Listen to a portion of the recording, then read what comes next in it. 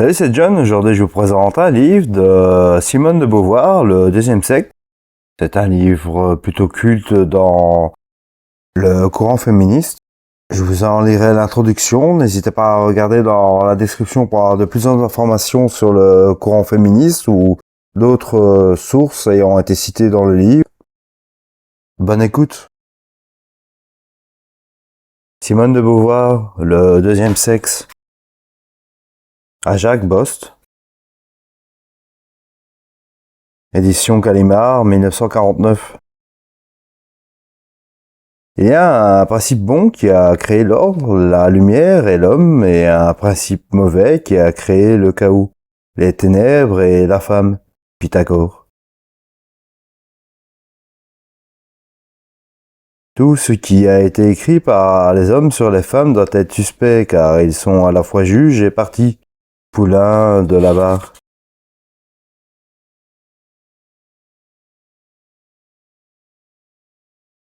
Ce livre a été écrit dans les années 1948-49, quand j'emploie les mots maintenant, récemment, etc., c'est-à-dire période que je me réfère. Ce fait implique aussi que je ne cite aucun ouvrage paru après 1949. Introduction.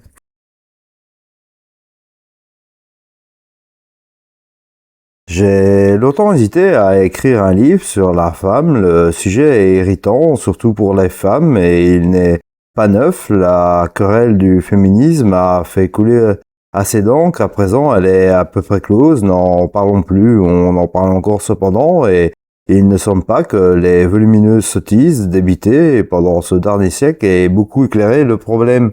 D'ailleurs, y a-t-il un problème ? Et quel est-il? Y a-t-il même des femmes? Certes, la théorie de l'éternel féminin compte encore des adeptes, ils chuchotent, même en Russie, elle reste bien femme, mais d'autres gens bien informés, et les mêmes aussi, quelquefois, soupirent. La femme se perd, la femme est perdue, on ne sait plus bien s'il existe encore des femmes, s'il en existera toujours, s'il faut ou non le souhaiter. Quelle place elle occupe en ce monde? Quelle place elle devrait y occuper? Où sont les femmes? Demandait récemment un magazine intermittent. Mais d'abord, qu'est-ce qu'une femme? Totem lié in utero, c'est une matrice. Cependant, en parlant de certaines femmes, les connaisseurs des crêtes ne sont pas des femmes, bien qu'elles aient un utérus comme les autres. Tout le monde s'accorde à reconnaître qu'il y a dans l'espèce humaine des femmes. Elles constituent aujourd'hui comme autrefois à peu près la moitié de l'humanité, et pourtant on nous dit que la féminité est en péril. On nous exhorte: soyez femmes, restez femmes, devenez femmes. Tout être humain femelle n'est donc pas nécessairement une femme, et il lui faut participer à cette réalité mystérieuse et menacée qu'est la féminité. Celle-ci est-elle sécrétée par les ovaires ou figée au fond d'un ciel platonicien? Suffit-il d'un jupon à froufrou pour le faire descendre sur terre, bien que certaines femmes s'efforcent avec zèle de l'incarner? Le modèle n'en a jamais été déposé, on la décrit volontiers sur termes vagues et miroitants qui semblent emprunter au vocabulaire des voyantes. Au temps de saint Thomas, elles apparaissent comme une essence aussi sûrement définie que la vertu dormitive du pavot. Mais le conceptualisme a perdu du terrain. Les sciences biologiques et sociales ne croient plus en l'existence d'entités immuablement fixées qui définiraient des caractères donnés tels que ceux de la femme, du juif ou du noir. Elles considèrent le caractère comme une réaction secondaire à une situation. Si il n'y a plus aujourd'hui de féminité, c'est qu'il y en a jamais eu. Cela signifie-t-il que le mot femme n'ait aucun contenu? C'est ce qu'affirment vigoureusement les partisans de la philosophie des Lumières, du rationalisme, du nominalisme. Les femmes seraient seulement parmi les êtres humains ceux qu'on désigne arbitrairement par le mot femme. En particulier, les Américaines pensent volontiers que la femme en tant que telle n'a plus lieu. Si une attardée se prend encore pour une femme, ses amis lui conseilleront de se faire psychanalyser afin de se délivrer de cette obsession. À propos d'un ouvrage d'ailleurs fort agaçant intitulé Modern Woman, Lost Sex,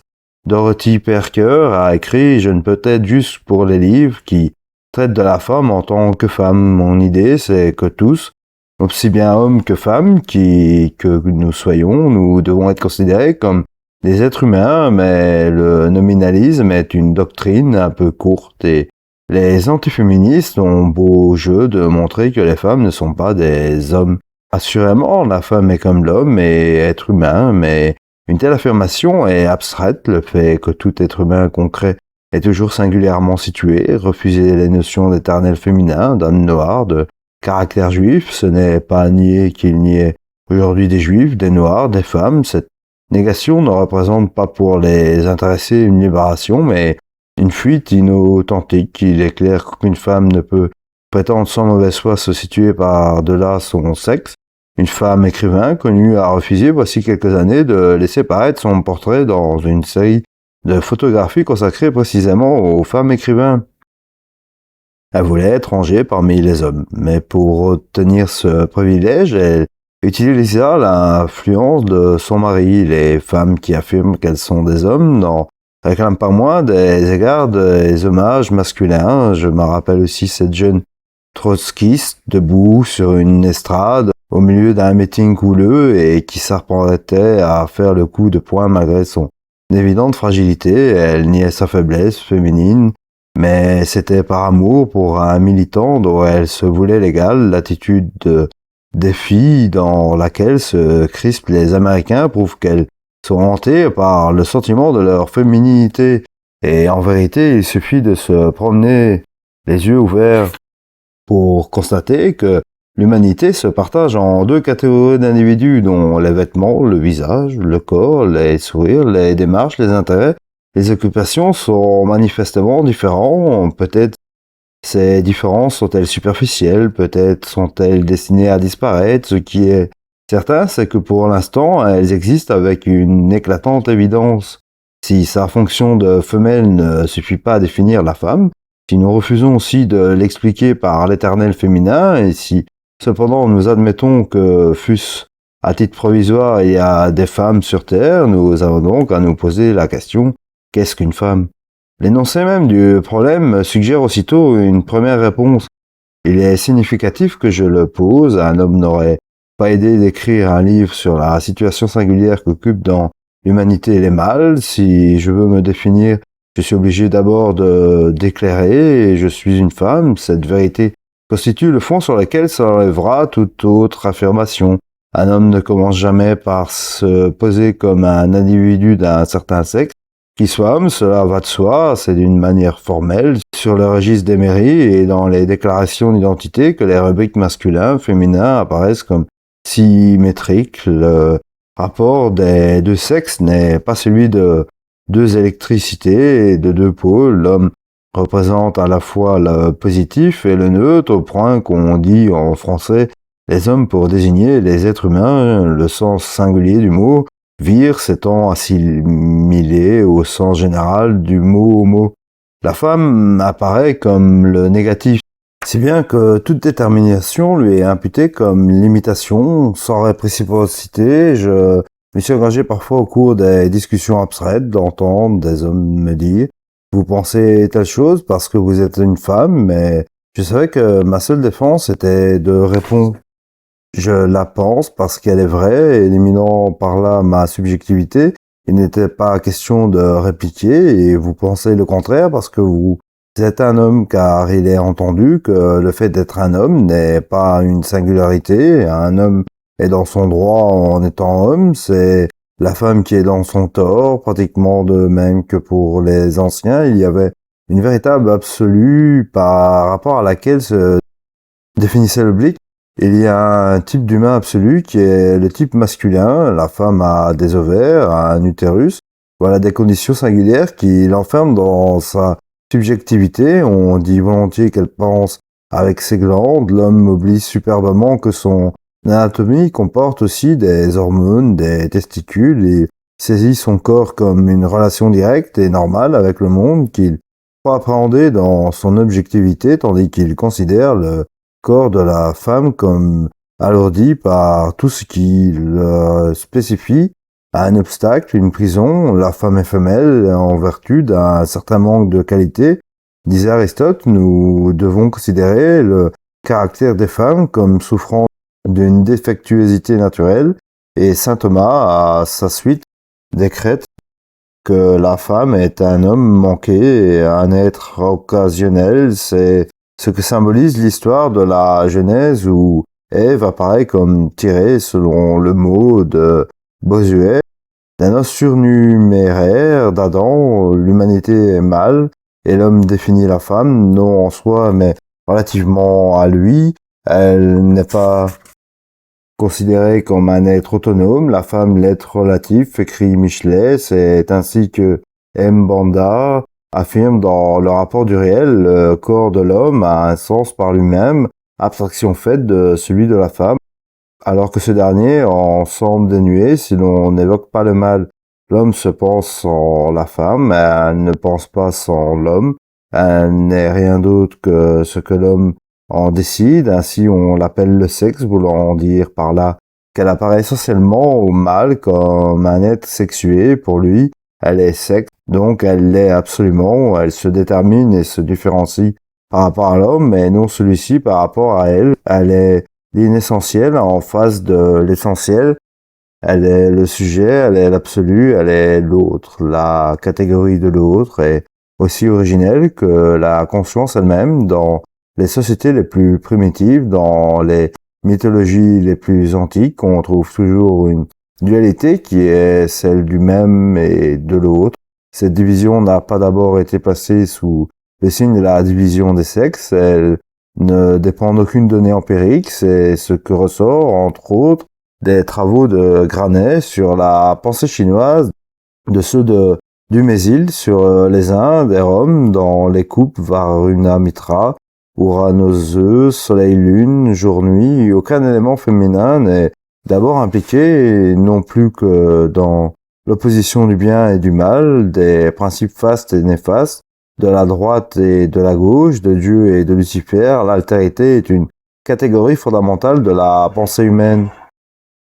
Aucune collectivité ne se définit jamais comme une sans immédiatement poser l'autre en face de soi. Il suffit de 3 voyageurs réunis par hasard dans un compartiment pour que tout le reste des voyageurs deviennent des hôtes vaguement hostiles. Pour le villageois, tous les gens qui n'appartiennent pas à son village sont des hôtes suspects.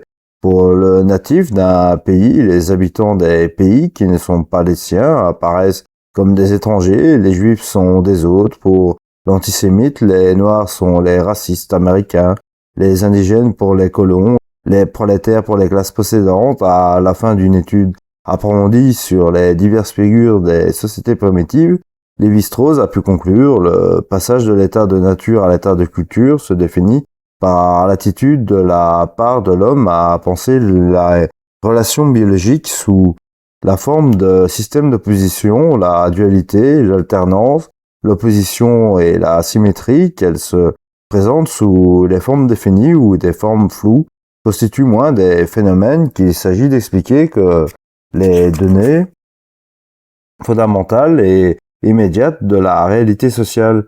Ces phénomènes ne sauraient se comprendre si la réalité humaine est exclusivement un Mindsane basé sur la solidarité et l'amitié. Il s'éclaire au contraire si, suivant Hegel, on découvre dans la conscience elle-même un fondamental hostile à l'égard de toute autre conscience. Le sujet ne se pose qu'en supposant, et il prétend s'affirmer comme l'essentiel et constitue l'autre en essentiel, en objet. Seulement l'autre conscience lui oppose une présentation réciproque. En voyage, le natif s'aperçoit avec scandale qu'il y a dans les pays voisins des natifs qui les regardent à son tour comme étrangers. Entre villages, clans, nations, classes, il y a des guerres, des polages, des marchés, des traités, des luttes qui, à l'idée de l'autre, son sens absolu et en découvre la relativité.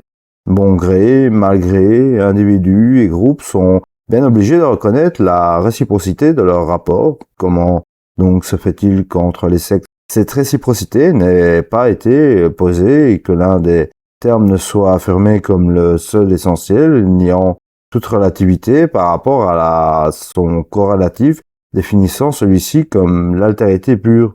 Pourquoi les femmes ne contestent-elles pas la souveraineté mâle? Aucun sujet ne se pose d'emblée, et spontanément comme l'inessentiel, ce n'est pas l'autre qui se définissant comme autre définit l'un, et il est posé comme autre par l'un, ne s'opposant comme un, mais pour que le retournement de l'autre à l'un ne s'opère pas, il faut qu'il se soumette à ce point de vue étranger.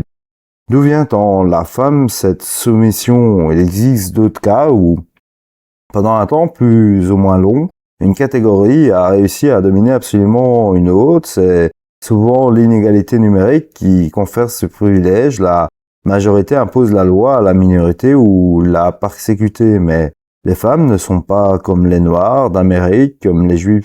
Une minorité, il y a autant de femmes que d'hommes sur Terre, souvent aussi les deux groupes en présence ont d'abord été indépendants et ils s'ignorent autrefois. Chacun admettait l'autonomie de l'autre et c'est un événement historique qui a subordonné le plus faible au plus fort. La diaspora juive, l'introduction de l'esclavage en Amérique, les conquêtes coloniales sont des faits datés dans ce cas. Pour les opprimés, il y a eu un avant, ils ont un commun un passé, une tradition, parfois une religion, une culture. En ce sens, le rapprochement établi par Babel entre les femmes et les prolétariats serait les mieux fondés. Les prolétaires non plus ne sont pas en infériorité numérique et n'ont jamais constitué une collectivité séparée. Cependant, un défaut d'un événement, c'est un développement historique qui explique leur existence en tant que classe et qui rend compte de la distribution de ces individus dans cette classe. Il n'y a pas toujours eu des prolétaires, il y a toujours eu des femmes.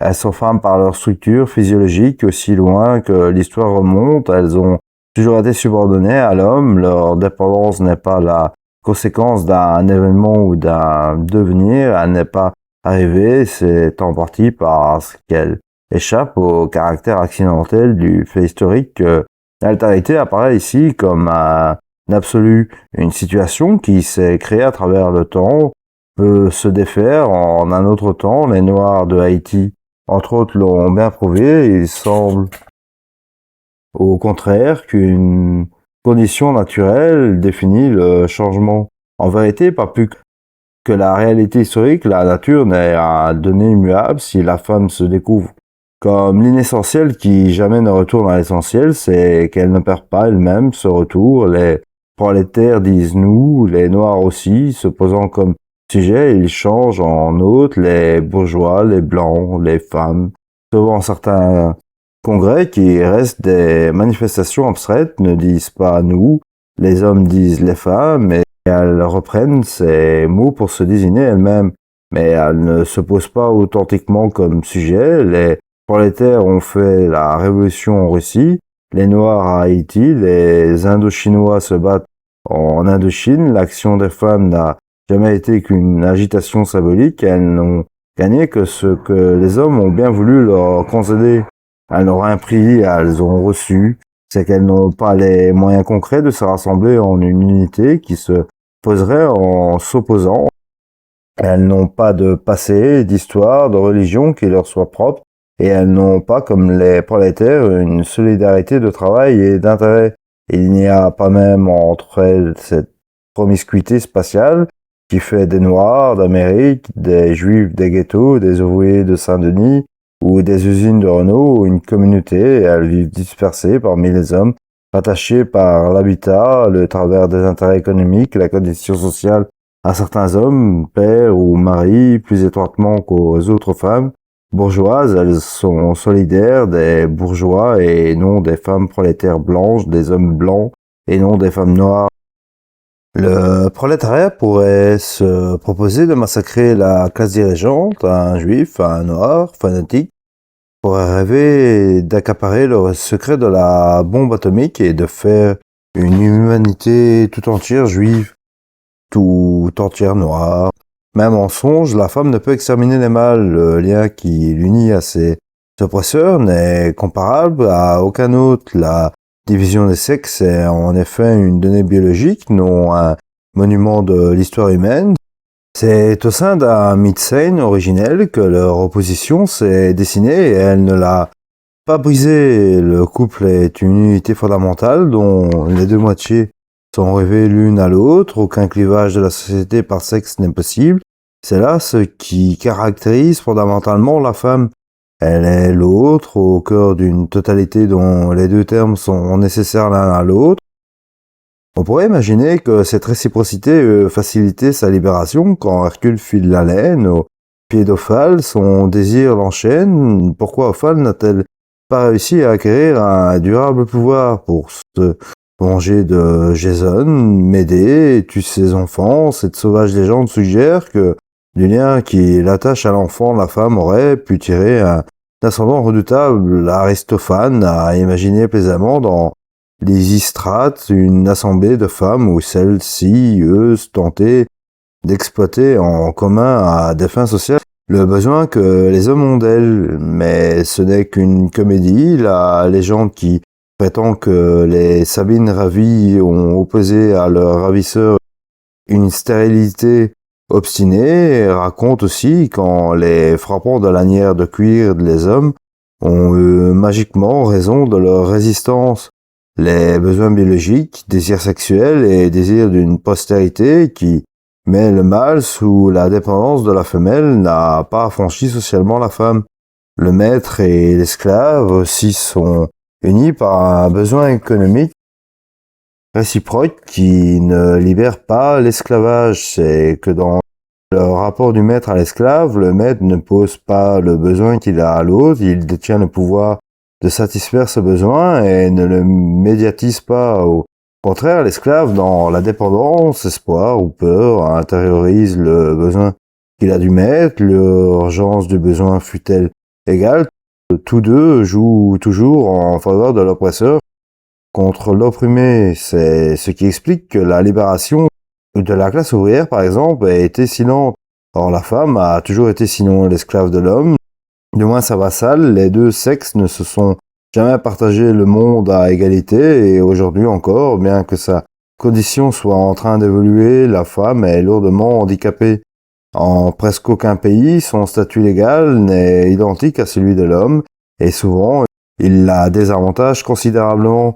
Même lorsque des droits lui sont abstraitement reconnus, une longue attitude empêche qu'il ne trouve dans les mœurs leur expression concrète. Économiquement, hommes et femmes constituent presque deux castes. Toutes choses égales, les premiers ont des situations plus avantageuses, des salaires plus élevés, plus de chances de réussite que leurs concurrentes de fraîche date. Ils occupent dans l'industrie, la politique, etc. Un beaucoup plus grand nombre de places, ce sont eux qui détiennent les postes les plus importants, outre les pouvoirs concrets qu'ils possèdent. Ils sont revêtus d'un prestige dont toute l'éducation de l'enfant maintient la tradition. Le présent enveloppe le passé, et dans le passé, toute l'histoire a été faite par les mâles. Au moment où les femmes commencent à prendre part à l'élaboration du monde, ce monde est encore un monde qui appartient aux hommes. Ils n'en doute pas, elle en doute à peine. Refuser d'être l'autre, refuser la complicité avec l'homme, ce serait pour elle renoncer à tous les avantages que l'alliance avec la caste supérieure peut leur conférer. L'homme suzerain protégera maternellement la femme lige et il se chargera de justifier son existence. Avec le risque économique, elle esquive le risque métaphysique d'une liberté qui doit inventer ses fins sans secours.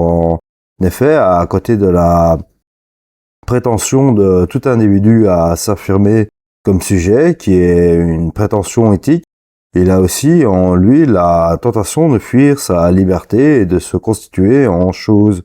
C'est un chemin néfaste, car passif, aliéné, perdu, il est alors la proie de volontés étrangères, coupé de sa transcendance frustrée, de toute valeur, mais c'est un chemin facile, on évite ainsi l'angoisse et la tension de l'existence authentiquement assumée.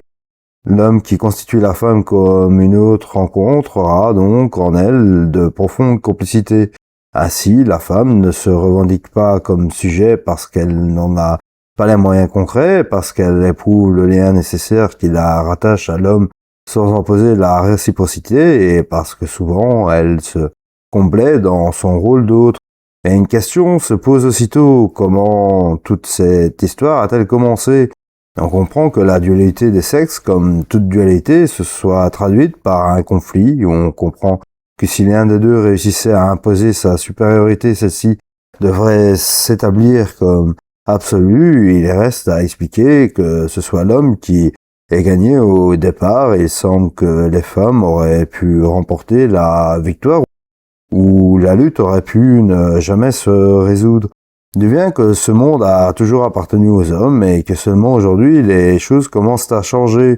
Ce changement est-il un bien? Amènera-t-il ou non un égal partage du monde entre hommes et femmes? Ces questions sont loin d'être neuves, on y fait déjà quantité de réponses, mais précisément le seul fait que la femme est haute conteste toutes les justifications que les hommes ont jamais pu en donner. Elle leur était trop évidemment dictée par leur intérêt. Tout ce qui a été écrit par les hommes sur les femmes doit être suspect, car ils sont à la fois juges et partis. Allé au XVIIe siècle, poulain de la barre féministe, peu connu partout, où en tout temps, les mâles ont étalé la satisfaction qu'ils éprouvent à se sentir les rois de la création. Béni soit Dieu, notre Seigneur, et le Seigneur de tous les mondes, qu'il ne m'ait pas fait femme, disent les Juifs dans leur prière matinale, cependant que leur épouse murmure avec résignation, béni soit le Seigneur qu'il m'ait créé selon sa volonté. Parmi les bienfaits dont Platon remerciait les dieux, le premier était qu'il les créait libres et non esclaves, le second homme et non femme, mais les mâles n'auraient pu jouir pleinement de ce privilège s'ils ne l'avaient considéré comme fondé dans l'absolu et dans l'éternité. Du fait de leur suprématie, ils ont cherché à faire un droit. Ceux qui ont fait et compilé les lois étant des hommes ont favorisé leur sexe et les jurisconsultes ont tourné les lois en principe, dit encore Poulain de la Barre.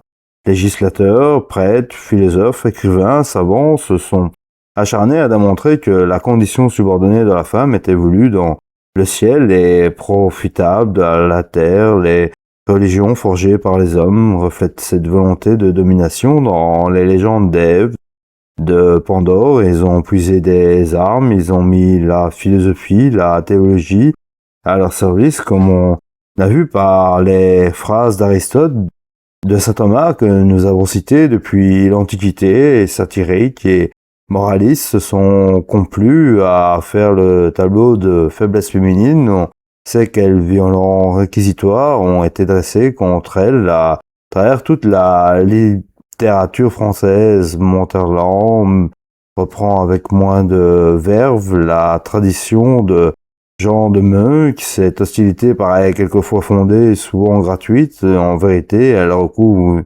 volonté d'auto-justification plus ou moins adroitement masquée. Il est plus facile d'accuser un sexe que d'excuser l'autre, dit Montaigne. En certains cas, le processus est évident. Il est frappant par exemple que le code romain, pour limiter les droits de la femme, invoque l'imbécilité, la fragilité du sexe au moment où, par l'affaiblissement de la famille, elle devient un danger pour les héritiers mâles. Il est frappant qu'au XVIe siècle, pour tenir la femme mariée en tutelle, on fasse appel à l'autorité de saint Augustin, déclarant que la femme est une bête qui n'est ni ferme ni stable, alors que le célibataire est reconnu capable de gérer ses biens. Montaigne a fort bien compris l'arbitraire et l'injustice du sort assigné à la femme. Les femmes n'ont pas du tout tort quand elles refusent les règles qui sont introduites au monde, d'autant que ce sont les hommes qui les ont fait sans elles. Il y a naturellement brille et riotte entre elles et nous, mais il ne va pas jusqu'à se faire leur champion. C'est seulement au XVIIIe siècle que des hommes profondément démocratiques envisagent la question avec objectivité. Diderot, entre autres, s'attache à démontrer que la femme est comme l'homme un être humain. Un peu plus tard, Stuart Mill la défend avec ardeur, mais ces philosophes sont d'une exceptionnelle impartialité au XIXe siècle. la querelle du féminisme devient à nouveau une querelle de partisans. Une des conséquences de la révolution industrielle, c'est la participation de la femme au travail de producteur. À ce moment, les revendications féministes sortent du domaine théorique, elles trouvent des bases économiques, leurs adversaires deviennent d'autant plus agressifs, quoique la propriété foncière soit en partie détrônée, la bourgeoisie s'accordera à la veille morale qui voit dans la solidité de la femme le garant de la propriété privée. Elle réclame la femme au foyer, d'autant plus apparemment que son émancipation devient une véritable menace à l'intérieur même de la classe ouvrière. Les hommes ont essayé de freiner cette libération parce que les femmes leur apparaissent comme des dangereuses conquérantes et d'autant plus qu'elles étaient habituées à travailler à de bas salaires pour prouver l'infériorité de la femme. Les antiféministes ont alors mis la contribution non seulement comme naguère la religion, la philosophie, la théologie, mais aussi la science, biologie, psychologie, expérimentale, etc. Tout au plus qu'on s'entête-on à accorder à l'autre sexe l'égalité dans la différence. Cette formule-là qui fait fortune est très significative, c'est exactement celle qu'utilisaient à propos des Noirs d'Amérique les lois Jim Crow. Or, cette ségrégation, soi-disant égalitaire, n'a servi qu'à introduire les plus extrêmes discriminations. Cette rencontre n'a rien d'un hasard, qu'il s'agisse d'une race, d'une caste, d'une classe, d'un sexe réduit à une condition inférieure. Les processus de justification sont les mêmes. L'éternel féminin, c'est l'homologue de l'âme noire et du caractère juif. Le problème juif est d'ailleurs dans son ensemble très différent des deux autres. Le juif pour l'antisémitiste n'est pas tant un inférieur qu'un ennemi et on ne le reconnaît en ce monde aucune place qui soit sienne. On souhaite plutôt l'anéantir. Mais il y a de profondes analogies entre la situation des femmes et celle des Noirs. Les unes et les autres s'émancipent aujourd'hui d'un même paternalisme et la caste naguère maîtresse veut les maintenir à leur place, c'est-à-dire à la place qu'elle a choisie pour eux. Dans les deux cas, elle se répand en éloges plus ou moins sincères sur les vertus du bon noir à l'âme inconsciente, infantine, rieuse noire, résignée, et la femme vraiment femme, c'est-à-dire frivole, puérile, irresponsable, la femme soumise à l'homme. Dans les deux cas, elle tire argument de l'état de fait qu'elle l'a créé. On connaît la boutade de Bernard Shaw, l'Américain blanc, dit-il, en substance, relègue le noir au rang de cireur de souliers. Et il en conclut qu'il n'est bon qu'à cirer des souliers. On retrouve ce cercle vicieux en toutes circonstances analogues quand un individu ou un groupe d'individus est maintenu en situation d'infériorité. Le fait est qu'il est inférieur, mais c'est sur la portée du mot être qu'il faudrait s'entendre. La mauvaise foi consiste à lui donner une valeur substantielle alors qu'il a le sens dynamique égalien. C'est être devenu, c'est avoir été fait tel qu'on se manifeste. Oui, les femmes dans l'ensemble sont aujourd'hui inférieures aux hommes, c'est-à-dire que leur situation, leurs œuvres de moindre possibilité. Le problème, c'est de savoir si cet état de choses doit se perpétuer. Beaucoup d'hommes le souhaitent, tous sont pas encore désarmés. La bourgeoisie conservatrice continue à avoir dans l'émancipation de la femme un danger qui menace sa morale et ses intérêts.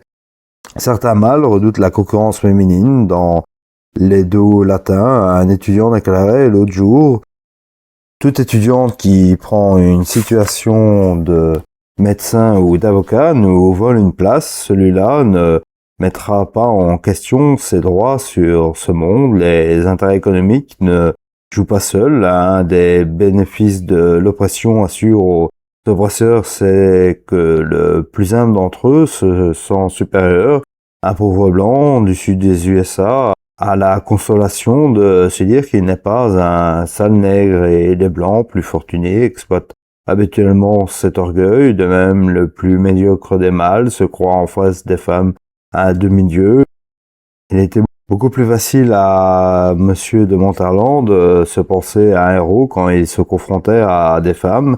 D'ailleurs, choisi au dessin, que lorsqu'il a eu à tenir parmi des hommes, son rôle d'homme, rôle dont beaucoup de femmes se sont acquittées, et mieux que lui, c'est ainsi qu'en septembre 1948, dans un de ses articles du Figaro littéraire, Monsieur Claude Mauriac, dont chacun admire la puissante originalité, pouvait écrire à propos des femmes. Nous écoutons sur un ton ciel d'indifférence polie, la plus brillante d'entre elles, sachant bien que son esprit reflète de façon plus ou moins éclatante les idées qui viennent de nous. Ce ne sont évidemment pas les idées de MC Mauriac en personne, que son interlocutrice reflète, étant donné qu'on ne lui en connaît aucune. MC Mauriac en personne, que son interlocutrice reflète, car reflète des idées qui viennent des hommes, c'est possible parmi les mâles, même il en est plus d'un qui tient pour sien des opinions qu'il n'a pas inventées. On peut se demander si M. Claude Mauriac n'aurait pas intérêt à s'entretenir avec un bon reflet de Descartes, de Marx, de Gide, plutôt qu'avec lui. Ce qui est remarquable, c'est que par l'équivoque du nous, il s'identifie avec Saint-Paul, Hegel, Lénine, Nietzsche et du haut de leur grandeur, et il considère avec dédain le troupeau des femmes qui osent lui parler sur un pied d'égalité. À vrai dire, j'en sais plus d'une qui n'aurait pas la patience d'accorcer à M. Mauriac un ton d'indifférence polie. J'ai insisté sur cet exemple parce que la naïveté masculine y est désarmante. Il y a beaucoup d'autres manières plus subtiles dont les hommes tirent profit de l'altérité de la femme. Pour tous ceux qui souffrent de complexes d'infériorité, il y a là un liniment miraculeux. Nul n'est plus arrogant à l'égard des femmes agressifs ou dédaigneux qu'un homme inquiet de sa virilité. Ceux qui ne sont pas intimidés par leurs semblables sont aussi beaucoup plus disposés à reconnaître dans la femme un semblable, même à ceux, cependant, le mythe de la femme de l'autre est cher pour beaucoup de raisons. On ne saurait les blâmer de ne pas sacrifier de gaieté, de cœur, tous les bienfaits qu'ils en retirent. Ils savent qu'ils perdent en renonçant à la femme telle qu'ils la rêvaient, et ils ignorent ce que leur rapportera la femme telle qu'elle sera demain. Il faut beaucoup d'abnégation pour refuser de se poser comme le sujet unique et absolu. D'ailleurs, la grande majorité des hommes n'assument pas explicitement cette protestation et ils ne posent pas la femme comme une inférieure. Ils sont aujourd'hui trop pénétrés de l'idéal démocratique pour ne pas reconnaître en tous les êtres humains des êtres égaux. Au sein de la famille, la femme est apparue à l'enfant, au jeune homme, comme revêtue de la même dignité sociale que les adultes mâles. Ensuite, il a prouvé dans le désir et l'amour la réticence, l'indépendance de la femme désirée, aimée, mariée. Il respecte dans sa femme l'épouse, la mère, et dans l'expérience concrète de la vie conjugale, elle s'affirme en face de lui comme une liberté. Il peut donc se persuader qu'il n'y a plus entre les sexes de hiérarchie sociale et qu'en gros, à travers les différences, la femme est une égale, comme il constate cependant certaines infériorités dont la plus importante est l'incapacité professionnelle. Il met celle-ci sur le compte de la nature quand il a l'égard de la femme une attitude de collaboration et de bienveillance. Il thématise le principe de l'égalité abstraite et l'inégalité concrète qu'il constate. Il ne la pose pas, mais dès qu'il entre en conflit avec elle, la situation se renverse. Il thématisera l'inégalité concrète et s'en autorisera même pour nier l'égalité abstraite. C'est ainsi que beaucoup d'hommes affirment avec une quasi bonne foi que la femme sont les égales de l'homme et qu'elles n'ont rien à revendiquer, en même temps que les femmes ne pourront jamais être les égales des hommes et que leurs revendications sont vaines. C'est qu'il est difficile à l'homme de mesurer l'extrême importance de discrimination sociale qui semble du dehors insignifiante et dont les répercussions morales, intellectuelles sont dans la femme si profondes qu'elles peuvent paraît avoir leur source dans une nature originelle. L'homme qui a le plus de sympathie pour la femme ne connaît jamais bien sa situation concrète. Aussi n'y a-t-il pas lieu de croire les mâles quand ils s'efforcent de défendre des privilèges dont ils ne mesurent même pas toute l'étendue. Nous ne nous laisserons donc pas intimider par le nombre de la violence des attaques dirigées contre les femmes, ni circonvenir par les éloges intéressés qui sont décernés à la vraie femme, ni gagner par l'enthousiasme que suscite sa destinée chez les hommes qui ne voudraient pour rien au monde la partager. Cependant, nous ne devrons pas considérer avec moins de défiance les arguments des féministes. Bien souvent, le souci polémique leur ôte toute valeur. Si la question des femmes est si oiseuse, c'est que l'arrogance masculine en a fait une querelle. Quand on se querelle, on ne raisonne plus bien. Ce qu'on a cherché inlassablement à prouver, c'est que la femme est supérieure, inférieure ou égale à l'homme, créé après Adam. Elle est évidemment un être secondaire, on dit les uns, ou au contraire, on dit les autres. Adam n'était qu'une ébauche et Dieu a réussi l'être humain dans sa perfection quand il a créé Ève, son cerveau le plus petit, mais il est relativement plus grand. Le Christ s'est fait homme, c'est peut-être par l'humilité, et chaque argument appelle aussitôt son contraire, et souvent tous deux portent à faux. Si on veut tenter d'y voir clair, il faut sortir de ses ornières, il faut refuser la vague notion de supériorité, infériorité, égalité qui ont perverti toutes les discussions et repartir à neuf. Mais alors comment poserons-nous la question ? Et d'abord, qui sommes-nous pour la poser ? Les hommes sont juges et partis, les femmes aussi, ou trouver un ange. En vérité, un ange serait mal qualifié pour parler et il ignorerait toutes les données du problème. Quant à l'hermaphrodite, c'est un cas bien singulier. Il n'est pas à la fois homme et femme, mais plutôt ni homme ni femme. Je crois que pour élucider la situation de la femme, ce sont encore certaines femmes qui sont le mieux placé. C'est un sophisme que d'enfermer Piméide dans le concept de crétois et les crétois dans celui de menteur. Ce n'est pas une mystérieuse essence qui dicte aux hommes et aux femmes la bonne et la mauvaise foi. C'est leur situation qui les dispose plus ou moins à la recherche de la vérité. Beaucoup de femmes d'aujourd'hui ayant eu la chance de se voir restituer tous les privilèges de l'être humain peuvent s'offrir le luxe de l'impartialité. Nous en éprouvons même le besoin. Nous ne sommes plus comme nos aînés, des combattantes. En gros, nous avons gagné la partie dans la dernière discussion sur le statut de la femme. L'ONU n'a cessé de réclamer impérieusement que l'égalité des sexes achève de se réaliser, et déjà nombre d'entre nous n'ont jamais eu à éprouver leur féminité comme une gêne ou un obstacle. Beaucoup de problèmes nous paraissent plus essentiels que ceux qui nous concernent singulièrement. Ce détachement même nous permet d'espérer que notre attitude sera objective. Cependant, nous connaissons plus intimement que les hommes le monde féminin parce que nous y avons nos racines. Nous saisissons plus immédiatement ce que signifie pour être un humain le fait d'être féminin, et nous nous soucions davantage de le savoir. J'ai dit qu'il y avait des problèmes plus essentiels, et il n'empêche que celui qui garde à nos yeux quelques importances, en quoi le fait d'être femme aurait-elle affecté notre vie, quels changes exactement nous ont été donnés et quels refusés, et quel sort peut attendre nos sœurs plus jeunes, et dans quel sens faut-il les orienter. Il est frappant que l'ensemble de la littérature féminine soit animé de nos jours beaucoup moins par une volonté de revendication que par un effort de lucidité, ou sortir d'une ère de polémique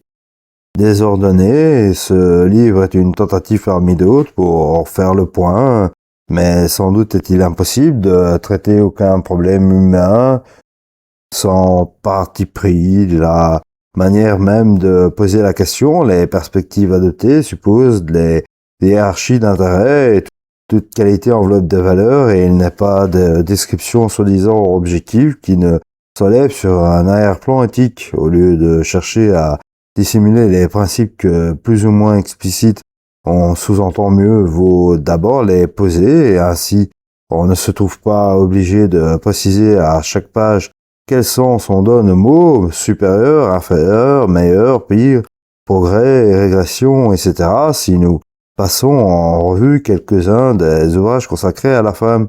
Nous voyons qu'un des points de vue le plus souvent adopté, c'est celui du bien public, de l'intérêt général. En vérité, chacun entend par là l'intérêt de la société tel qu'il souhaite la maintenir ou l'établir. Nous estimons quant à nous qu'il n'y a d'autre bien public que celui qui assure le bien privé des citoyens. C'est du point de vue des chances concrètes données aux individus que nous jugeons les institutions, mais nous ne confondons pas non plus l'idée d'intérêt privé avec celle de bonheur.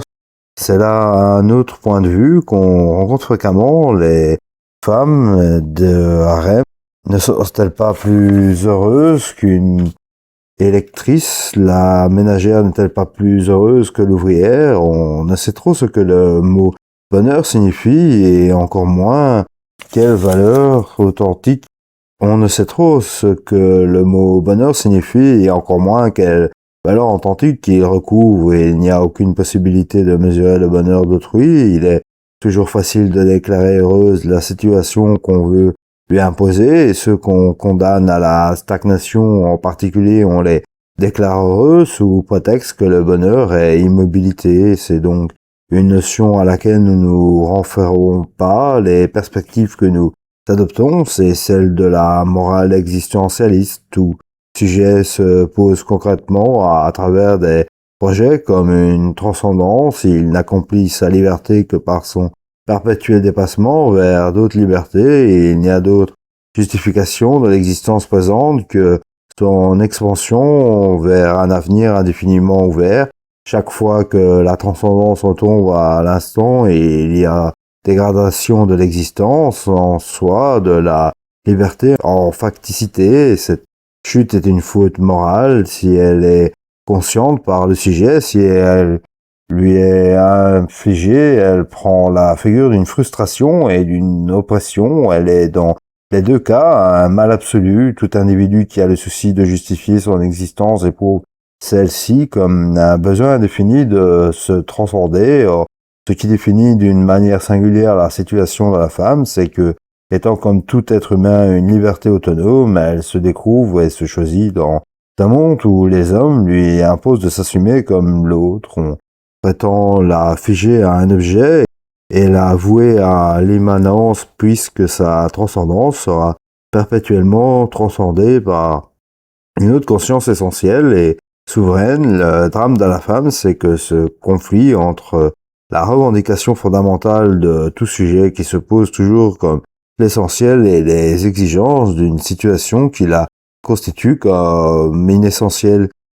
Comment dans la condition féminine peut s'accomplir en être humain? Quelles voies lui sont ouvertes, lesquelles aboutissent à des impasses? Comment retrouver l'indépendance au sein de la dépendance? Quelles circonstances limitent la liberté de la femme et peut-elle les dépasser? Ce sont là les questions fondamentales que nous voudrions élucider. C'est dire que nous nous intéressons aux chances de l'individu. Nous ne définirons pas ces chances en termes de bonheur, mais en termes de liberté. Il est évident que ce problème n'aurait aucun sens si nous supposions que pèse sur la femme un destin physiologique, psychologique ou économique. Aussi commencerons-nous par discuter les points de vue pris sur la femme par la biologie, la psychanalyse, le matérialisme historique. Nous essaierons de montrer ensuite positivement comment la réalité féminine s'est constituée, pourquoi la femme a été définie comme l'autre et quelles en ont été les conséquences du point de vue des hommes. Nous décrirons du point de vue des femmes le monde tel qu'il leur est proposé et que nous pourrons comprendre à quelles difficultés elles se heurtent au moment où, essayant de s'évader de la sphère qui leur a été jusqu'à présent assignée, elles prétendent participer au Mitsein humain. Voilà la fin de l'introduction. J'espère que cela vous aura donné envie de lire le livre. N'hésitez pas à regarder dans la description pour avoir d'autres livres sur le courant féministe ou d'autres livres ou sujets ayant été traités dans ce livre, bien à vous.